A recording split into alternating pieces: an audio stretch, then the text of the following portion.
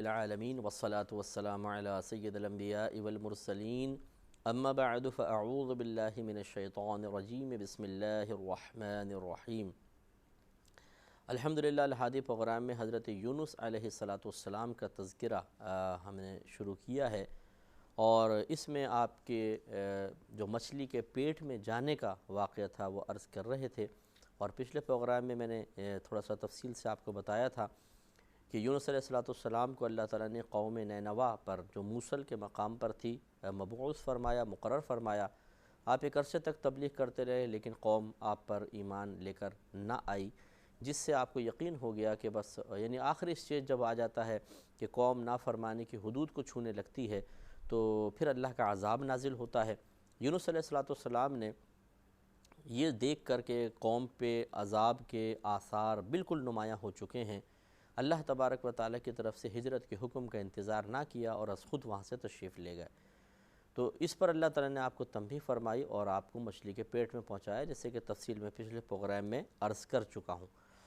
تو اب وہی آیات چل رہی تھیں، تو میں ایک دفعہ پھر ان آیات کی روشنی میں عرض کر دیتا ہوں۔ وَإِنَّ يُونُسَ لَمِنَ الْمُرْسَلِينَ، اللہ تعالیٰ فرماتا ہے کہ بے شک یونس رسولوں میں سے ہیں، پیغمبروں میں سے ہیں۔ اِذْ أَبَقَ إِلَى الْفُلْكِ الْمَشْحُونِ، جب کہ آپ بھری ہوئی کشتی کی طرف نکل گئے، قوم سے آپ ناراض ہوئے اور اللہ تعالیٰ کے ہجرت کی طرف ہجرت کرنے کے حکم کے انتظار کے بغیر آپ چلے گئے۔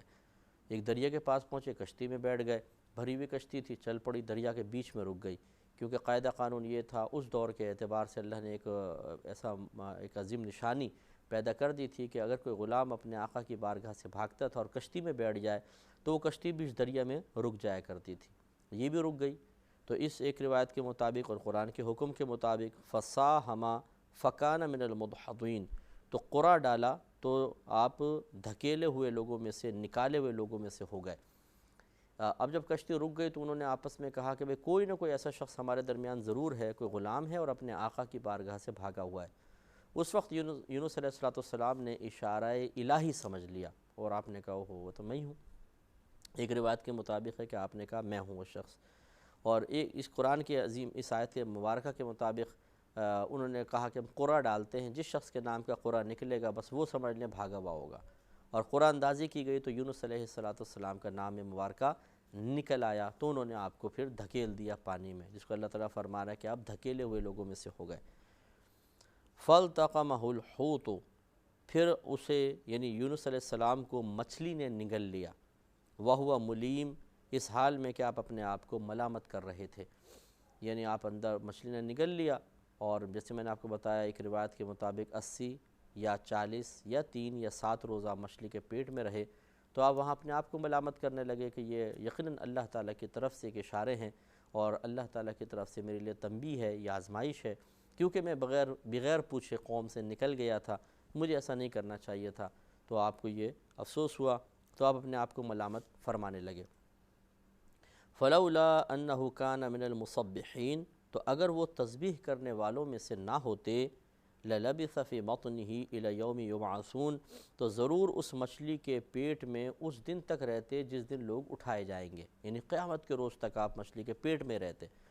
اور وہ میں نے آپ کو بتایا تھا کہ انشاءاللہ سورۃ الانبیاء کی جب ہم آیات عرض کریں گے تو اس میں وہ تسبیح بھی ذکر کی گئی ہے، لا الہ الا انت سبحانک انی کنت من الظالمین۔ تو آپ نے یہ ورد رکھا تو اللہ تعالیٰ اور توبہ کرتے رہے، اللہ کی بارگاہ میں استغفار کرتے رہے، تو اللہ تبارک و تعالیٰ نے آپ کی اس اجتہادی خطا کو بالکل لیا، معاف فرما دیا۔ فَنَبَذْنَاهُ بِالْعَرَاءِ وَهُوَ سَقِيمٌ، پھر ہم نے اسے میدان پر ڈال دیا اس حال میں کہ آپ بیمار تھے۔ تو اللہ نے مچھلی کو دل میں خیال ڈال دیا، مچھلی آپ کو لائی اور کنارے پر اگل دیا، منہ سے باہر نکال دیا۔ تو ہم نے آپ کو بتایا تھا کہ جیسے کہ سب کے معدے میں ایسڈ ہوتا ہے، زیادہ ہو جاتا تو ہم کہتے ہیں جی ایسیڈیٹی ہو گئی، تو ایسڈ بہت زیادہ تھا اس مچھلی کے پیٹ میں، جو ایسڈ تھا اس کی وجہ سے جتنے عرصے تک اس کے پیٹ میں رہے تو اس نے اثر کیا اور جسم پر کوئی بال باقی نہ رہا، اور آپ کی کھال بالکل اس طرح گل گئی کہ بس پھٹنے کے قریب ہو گئی تھی، اور اس نرم و نازک حالت میں اس مچھلی نے آپ کو باہر کنارے پر اللہ کے حکم سے اگل دیا۔ اب خطرہ یہی تھا کہ دھوپ سے آپ جھلس جائیں گے، کھال سڑ جائے گی،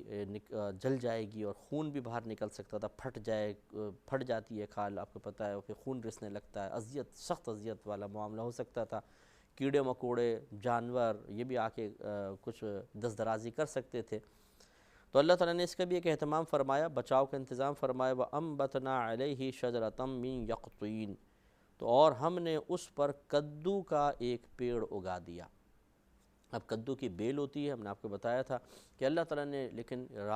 جو مفسرین ہیں وہ فرماتے ہیں کہ اس بیل کو کھڑے ہونے کی توفیق دے دی، وہ کھڑی ہو گئی اور اس کے بڑے بڑے پتے چاروں طرف سے آپ کو سایہ کرنے لگے، اور کیڑے مکوڑے اس میں داخل نہیں ہوتے تھے، جانور اس کے قریب نہیں آتے تھے۔ اور اللہ تعالیٰ نے ایک بکری کو توفیق عطا فرمائی، وہ جنگل سے آ جاتی تھی آپ کے قریب، اور آپ اس کا دودھ مبارکہ تھن سے پی لیا کرتے تھے۔ پھر وہ چلی جاتی تھی، صبح اور شام 2 ٹائم آتی تھی، جس سے آپ کے اندر فوراً توانائی دوڑنے لگی، اور کچھ عرصے میں ہی آپ کے تمام بال وغیرہ بھی اچھے ہو گئے، کھال بھی بالکل ٹھیک ٹھاک ہو گئی، اور بالکل آپ تندرست و توانا ہو گئے۔ جب تندرست و توانا ہو گئے تو پھر وَأَرْسَلْنَاهُ إِلَى 100,000 أَوْ يَزِيدُونَ، اور ہم نے آپ کو 1,00,000 آدمیوں کی طرف مبعوث بھیجا، دوبارہ بھیجا، بلکہ زیادہ آدمیوں کی طرف بھیجا، یعنی آپ کی قوم گویا کہ 1,00,000 سے زیادہ افراد پر مشتمل تھی، تو یونس علیہ السلام کو دوبارہ اس قوم کے اندر بھیج دیا گیا۔ فَآمَنُوا، تو وہ ایمان لے آئے، فَمَتَّعْنَاهُمْ إِلَىٰ حِينٍ، تو ہم نے انہیں ایک وقت تک نفع اٹھانے دیا، اور پھر اس کے بعد آپ کا وصال مبارکہ ہو گیا، یعنی پھر آپ اس قوم میں آخری عمر تک موجود رہے، اور پھر آپ کا وصال مبارکہ ہوا۔ تو دیکھیں اس واقعے سے یہ معلوم ہوا کہ پہلی بات تو یہ کہ اللہ تعالیٰ، یہ تو انبیاء علیہ السلام کا واقعہ ہے، اب اس سے قطع نظر ہم اپنے بارے میں غور و تفکر کرتے ہیں اور کچھ نصیحت اور عبرت حاصل کرنے کی کوشش کرتے ہیں۔ پہلی بات یہ کہ کسی کی ہدایت سے کبھی بھی محروم نہیں ہونا چاہیے۔ ہاں، انبیاء علیہ السلام بعض اوقات مایوس نہیں ہونا چاہیے، بعض اوقات انبیاء علیہ السلام مایوس ہو جاتے ہیں، لیکن اس وقت جب اللہ تبارک و تعالی فرما دیتا ہے کہ بھئی اب یہ قوم ہدایت حاصل نہیں کر سکتی ہے، تو پھر انبیاء علیہ السلام بھی مایوس ہو جاتے ہیں اس قوم کے ہدایت کی طرف آنے کے سلسلے میں، اور پھر وہ اس قوم سے اللہ کے حکم سے ہجرت کر جاتے ہیں۔ لیکن یونس علیہ السلام ظاہری نشانیوں کو دیکھ کر مایوس ہو گئے، اللہ کے حکم کو سن کر نہیں، جو آپ کی اجتہادی خطا کا باعث بنے۔ تو معلوم یہ ہوا کہ بعض اوقات کوئی بہت ہی پاپی، گناہگار، بڑا بدکار قسم کا شخص ہوتا ہے، اور ہم اکثر اس کو دیکھ کر سوچتے ہیں کہ سب ہدایت پا سکتے ہیں، یہ بدماش نہیں ہدایت پا سکتا، اتنے گناہ کرتا ہے، اتنی خطائیں کرتا ہے، اعلانیہ اتنے اس کے مسائل ہیں، یہ کہاں نجات پائے گا، کہاں بخشا جائے گا۔ لیکن اس طرح نہیں سوچنا چاہیے۔ اللہ تبارک و تعالی کس کے لیے کیا فیصلہ کر چکا ہے، کس کو کیا عزت دینے والا ہے، نہ آپ جانتے ہیں نہ ہم جانتے ہیں۔ تو ہمیں کوشش ضرور کرتے رہنا چاہیے۔ ایسے ہی ماں باپ بعض اوقات اپنی اولاد سے بالکل مایوس ہو جاتے ہیں، نماز کی تلقین کی، گناہوں سے بچنے کی بچے جوان ہو چکے ہیں اور اب وہ سن نہیں رہے ہیں، تو ماں باپ کہتے ہیں بھئی اب یہ تو ہمارے ہاتھ سے نکل گئے، تو وہ ان کو پھر تنبیہ کرنا چھوڑ دیتے ہیں، اور بالکل مایوسی ان پہ طاری ہو جاتی ہے۔ ایسا نہیں ہونا چاہیے، اپنی اولاد سے کبھی بھی مایوس نہ ہوں، وقتاً فوقتاً تلقین کرتے رہیں، کیونکہ یہ ہوتا ہے بعض اوقات کہ ایک آدمی بڑا ڈھیٹ قسم کا ہوتا ہے، اور وہ کسی کی نصیحت کو قبول نہیں کرتا، بلکہ غصے میں آ جاتا ہے، برا بھلا بھی کہہ دیتا ہے۔ جیسے بعض بچوں کو ماں باپ سمجھاتے ہیں تو وہ جھنجھلا جاتے ہیں، اور پھر بہت تلخ لہجے کے اندر اپنے ماں باپ سے گفتگو کرنے لگتے ہیں، ایسا ہوتا رہتا ہے۔ تو بہرحال ایسا کرنا تو نہیں چاہیے، لیکن ہم بظاہر ایسے شخص کو دیکھ کے کہتے ہیں یار یہ تو اتنا بدتمیز آدمی ہے، جب اس کو نصیحت کرتے ہیں تب بھی نہیں مانتا، تو یہ نہیں سنبھل سکتا۔ لیکن اللہ تبارک و تعالی کب کسی کی قلبی کیفیت کو بدل دے نہیں کہا جا سکتا۔ یہ آپ بھی محسوس کریں کہ بعض اوقات آپ ہزاروں باتیں سنتے ہیں، دل پہ کوئی اثر نہیں ہوتا، لیکن کبھی کسی کا ایک جملہ ایک دم دل میں بے چینی پیدا کر دیتا ہے، اضطراب پیدا ہو جاتا ہے، بعض چیزوں پہ ندامت ہونے لگتی ہے، کچھ اچھے ارادے دل میں پیدا ہونا شروع ہو جاتے ہیں، انسان اچھے امور کا قصد کر لیتا ہے، کچھ گناہوں کو چھوڑنے کے ارادے پیدا ہو جاتے ہیں صرف ایک جملے سے۔ یعنی آدمی ہزار دفعہ چیزوں کا مذاق اڑاتا رہتا ہے، ہدایت کا، نصیحت کا، لیکن کبھی ایسا ہوتا ہے کہیں بیٹھا ہے وہ غور سے سن رہا ہے، مثلا جمعہ پڑھنے پہنچ گیا کوئی شخص، اب وہ حضرت جو ہیں عالم صاحب ہیں وہ بیان فرما رہے ہیں اور اس میں کوئی ایسی بات کہہ دیتے ہیں دل پہ لگ جاتی ہے اور آدمی کے دل کی دنیا بدل جاتی ہے، بولتا ہے یار واقعی میں کیا کر رہا ہوں. بس یہ ایک لمحہ ہوتا ہے، یہ ٹرننگ پوائنٹ ہوتا ہے آدمی کا کہ اس کے بعد پھر ایک دم دل بدل جاتا ہے اور آدمی تلاش کرتا ہے اب کہ مجھے اور ملے ایسا کہ جو اس ایک جملے کی وجہ سے میری طبیعت میں تبدیلی پیدا ہوئی، اس کی جو لذت مجھے حاصل ہوئی ہے، ایک روحانیت اور نورانیت مجھے ملی ہے، یہ تسلسل سے آگے بڑھتی جائے، اس میں ترقی ہو، تنزلی نہ ہو. تو پھر اس کی نگاہیں تلاش کرتی ہیں کوئی ایسا مجھے مل جائے، اور اللہ تعالیٰ کا کرم ہو اور بروقت کوئی ایسا دوست اچھا کوئی نیک شخص مل جائے جو سہارا دے دے، تو بس پھر لوگ حیران رہ جاتے ہیں کہ یار یہ اس جیسا بدماش بھی ہدایت کی طرف آ گیا. تو اس لیے یہ بالکل کسی سے مایوس نہ ہوں. تبلیغ دین کرنے والے بھی ایسا نہ کریں، اتنا نازک مزاجی اختیار نہ کریں کہ ایک دفعہ دعوت دی، دو دفعہ دی اور پھر مایوس ہوگا کہ یار یہ تو نہیں سنے گا، دوسرے کے پاس چلے گا. کوشش کرتے رہیں. ایسا ہوتا ہے کہ جب انسان تبلیغ کرتا ہے، پہلے کسی کو خاص آپ نے ٹارگٹ بنایا، بھی اس کو نماز کی تلقین کرنی ہے، اس کو نمازی بنانا ہے، اس کو گناہوں سے بچانا ہے، اور آپ مسلسل زیادہ کوشش کرتے رہے لیکن ایک آدھ مہینے آپ نے کی اور پھر آپ مطلب ناکام رہ گئے. تو اب ضروری نہیں ہے کہ آپ اتنی ہی وقت، اتنی ہی طویل کوشش لگاتار کرتے رہیں، اس میں کمی کر دیں لیکن مایوس نہ ہوں اور سلسلہ نہ چھوڑیں. مثال کے طور پر آپ نے کسی کو تبلیغ کی، وہ نہیں آپ کی دعوت کو قبول کر رہا، کافی آپ نے کوشش کی، بڑے لمبے لمبے لیکچر دیے، بیانات میں بٹھایا، سمجھایا، نہیں مان رہا، کوئی بات نہیں، لیکن آپ اس سے ملنا نہ چھوڑیں. کبھی کبھار اس کے پاس چلے جائیں، دعا کی، سلام کی، کوئی ایک آدھ تحفہ دے دیا، بس نکل گئے. تو یہ آپ تسلسل جاری رکھیں. کوئی ملنے جا رہا اس کے پاس، اس کے ذریعے سلام بھیجوا دیں، وہ جا کے آپ کے بارے میں کہے فلاں نے آپ کو سلام کہا ہے، تو ایک تعلق بنا رہے گا. تو یہ ہوتا ہے بعض اوقات کہ ہو سکتا ہے آپ کی نصیحت نے اس کے قلب پر اثر نہ کیا ہو، کوئی اور چیز کا سبب بن جائے. جیسے ہم نے دیکھا ہے کہ بہت سے ایسے لوگ ہوتے ہیں کہ جو کسی کی ہدایت قبول نہیں کرتے، پھر اچانک کوئی قریبی عزیز ان کا انتقال کر جاتا ہے، بچی کا انتقال ہو گیا، بیٹے کا انتقال ہو گیا، ماں کا، باپ کا، بیوی کا انتقال ہو گیا، تو ایک دم وہ لرز جاتے ہیں جنازہ دیکھ کر، قبر دیکھ کر، پھر اپنے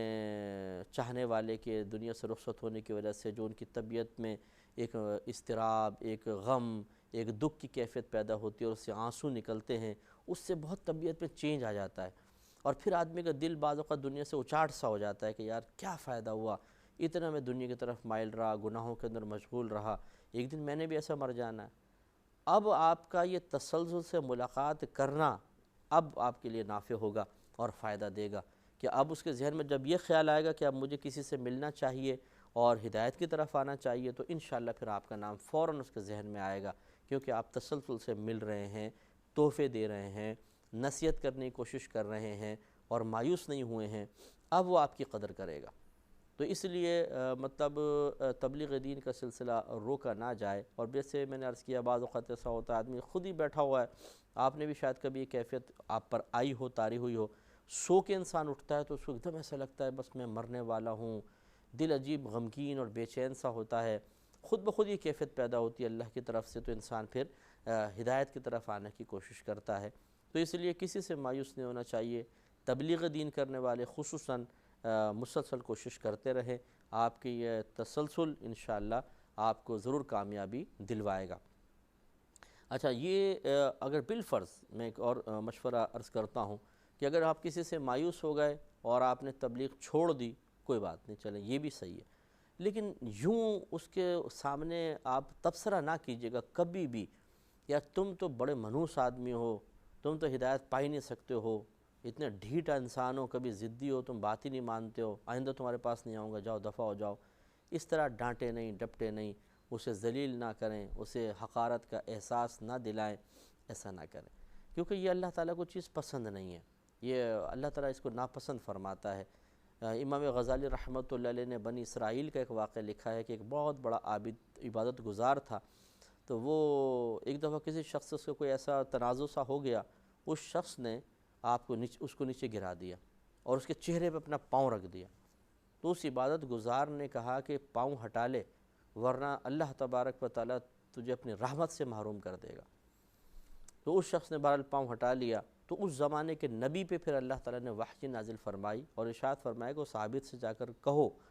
کہ تو کون ہوتا ہے کہ میرے گناہگار بندے کو میری رحمت سے مایوس کرے، اب میں اسے رحمت سے مایوس نہیں کروں گا بلکہ تجھے اپنے رحمت سے محروم کر دوں گا۔ یہ دیکھیں اب کتنی تنبیہ اللہ تعالیٰ نے فرمائی، تو یہ ہرگز غرور اور تکبر میں انسان کو مبتلا نہیں ہونا چاہیے۔ اگر آپ نمازی ہیں، آپ پرہیزگار ہیں، کوئی بہنیں پردہ کرتی ہیں اور تقوی ہے، غیبت نہیں کرتی، چغلی نہیں کرتی، اور کوئی اسی طرح مرد ہے وہ گناہوں سے بچتا ہے، تو اس میں حقیقتاً میں آپ کو عرض کر رہا ہوں یہ ہمارا کمال نہیں ہے، یہ اللہ کا کرم ہے، بس صرف اللہ کا کرم اور فضل ہے۔ ورنہ وہ ایک لمحے کے لیے اپنے کرم اور فضل کو ہٹائے اور پھر دیکھیں نفس و شیطان ہماری کیسی درگت بناتے ہیں۔ ہم یہ سمجھتے ہیں کہ میں اپنے قصد و ارادے اور ہمت سے سب کر رہا ہوں، ایسا نہیں ہے۔ تو کسی کے اوپر تو اللہ کا بہت فضل ہوتا ہے، وہ گناہوں سے بچ جاتا ہے، ذہن کو پاکیزہ کر لیتا ہے، گندے خیالات ذہن میں آتے نہیں ہیں، آتے ہیں تو تسلسل پیدا نہیں ہوتا، وہ جھٹک دیتا ہے، عبادات پہ استقامت مل جاتی ہے، نیک دوست مل جاتے ہیں جو اس کی امداد کرتے ہیں، مدد کرتے ہیں، یہ تمام امور اس کے ساتھ ہوتے ہیں، تب کہیں جا کے وہ استقامت پذیر ہوتا ہے۔ اور کسی کو اللہ تعالیٰ اپنے عدل و انصاف سے ان میں سے بہت ساری چیزوں سے محروم کر دیتا ہے، تو یہ ہمارا پھر کمال نہیں ہے۔ ہمیں تو اللہ نے بڑے مواقع دیے ہیں، اسباب پیدا کر دیے ہیں، اس لیے فقط اللہ کے کرم پر نگاہ ہونی چاہیے، غرور اور تکبر نہیں ہونا چاہیے۔ تو کسی کو حقیر نہ جانے، کسی کو کمتر سمجھ کے اس کے سامنے برملا ایسے جملے نہ کہیں۔ نبی کریم صلی اللہ علیہ وسلم اگر کوئی آپ کی تبلیغ کو قبول نہ کرتا تھا تو آپ اس کے اوپر طنزیہ جملے نہیں فرماتے تھے، اسے ذلیل کرنے کی کوشش نہیں فرماتے تھے۔ ہاں جہاں آپ سے کچھ زبان اقدس سے کچھ الفاظ نکلے ہیں تو وہ صرف اللہ کے حکم سے ہیں۔ جیسے آپ نے ابو الحکم، جو ابو جہل ہے، ابو الحکم لوگ کہتے تھے یا ابو الحکم کہتے تھے، یہ حکمت والا بڑی حکمتوں والا شخص، لیکن نبی کریم صلی اللہ علیہ وسلم نے اس کا نام رکھا ابو جہل، یعنی جہالت والا شخص۔ تو اب یہ اللہ کے حکم سے تھا، کیونکہ وہ جہالت میں حد سے بڑھا ہوا تھا، موٹی عقل کا تھا، فہم کی کمی تھی، تو اللہ کے حکم سے اس کو کہہ دیا۔ ورنہ سرکار صلی اللہ علیہ وسلم ایسا ہر ایک کو تو نہیں فرماتے تھے، اگر خدا نخواستہ عادت میں شامل ہوتا تو سب کو فرماتے، لیکن ایسا نہیں تھا۔ خلاصہ کلام یہ ہے کہ ہمیں بھی ایک بات تو یہ کہ کوشش تسلسل سے کرنی چاہیے، اور خدا نخواستہ اگر طبیعت میں کسی سے متعلق مایوسی پیدا ہو تو اس کے اوپر ظاہر نہ کریں کہ ہم تو تم سے مایوس ہو چکے ہیں، ایسا نہ کریں، کیونکہ آپ نے کہہ دیا مثلاً بھائی میں تو تم سے مایوس ہو چکا ہوں، تمہارے پاس کبھی نہیں آؤں گا، جاؤ یہاں سے، جہنم میں جاؤ۔ اب ہو سکتا ہے کسی لمحے اس شخص کے دل میں اللہ نے خیال ڈالا، اور یہ بیٹھے بیٹھے بھی آ سکتا ہے، آدمی بیٹھا ہو ایک دم دل میں خیال ہے میں کیا کر رہا ہوں، مجھے گناہ سے بچنا چاہیے، بس بیٹھے بیٹھے، یہ اللہ کا بڑا کرم ہوتا ہے، یہ ظاہری کسی سبب کے بغیر براہ راست دل میں بات ڈال دیتا ہے۔ اب اگر وہ چاہے گا کہ آپ کے پاس آئیں تو آپ کے جملے اس کو روک دیں گے، نہیں یار اس نے تو مجھے بڑا برا بھلا کہہ کر گیا تھا، اس کے پاس کس منہ سے جاؤں، نہیں میں نہیں جاتا ہوں۔ بس رکا نہیں کہ شیطان اگر پھر غالب آ گیا اور تھوڑے دن میں ایک دم ذہن بدل دیا، وہ گیا کام سے۔ اس لیے پیار و محبت کا سلسلہ کبھی بھی موقوف نہیں ہونا چاہیے، اپنا بنائیں، پیار دیں، محبت دیں، تو انشاءاللہ بڑی برکت پیدا ہوگی۔ تو یونس علیہ السلام نے بہرحال ان کے میں جیسے عرض کیا کہ انہوں نے ظاہری علامات دیکھ کر آپ نکل گئے تھے، اس سے ہم درس حاصل کر رہے ہیں کہ کسی سے مایوس ہو کر اس کو چھوڑے نہیں۔ دوسری بات یہ ہے کہ آپ مچھلی کے پیٹ میں گئے، اتنے عرصے تک اندر رہے، پھر باہر بھی تشریف لائے، پھر اللہ نے دوبارہ صحت عطا فرمائی، تو مچھلی کے پیٹ میں ایسا کیوں نہ ہوا کہ آپ مکمل ہضم ہو گئے اور مچھلی نے آپ کو اپنا مچھلی کے جسم کا حصہ بن جاتے؟ اس لیے کہ اللہ تبارک و تعالیٰ نے آپ کو سلامت رکھنا تھا اور تبلیغ دین بھی فرمانی تھی، تو گویا کہ آپ کا بچ کر باہر نکلنا اللہ تعالیٰ کی قدرت عظیمہ سے ہے۔ اس سے اللہ کی عظیم قدرت کی طرف اشارہ ہوتا ہے اور اس کا اندازہ کرنے کی ہمیں سعادت حاصل ہوتی ہے کہ ہم دیکھیں کہ اللہ تعالیٰ کس طریقے سے اپنے بندوں کو مشکلات سے نکال سکتا ہے۔ تو ہمیں بھی چاہیے کہ اپنی مشکلات کے وقت اللہ کی قدرت پہ نگاہ رکھیں، وہ ہمیں بھی نکال سکتا ہے۔ اس پہ انشاءاللہ کلام کریں گے نیکسٹ پروگرام میں۔ وآخر دعوانا ان الحمد للہ۔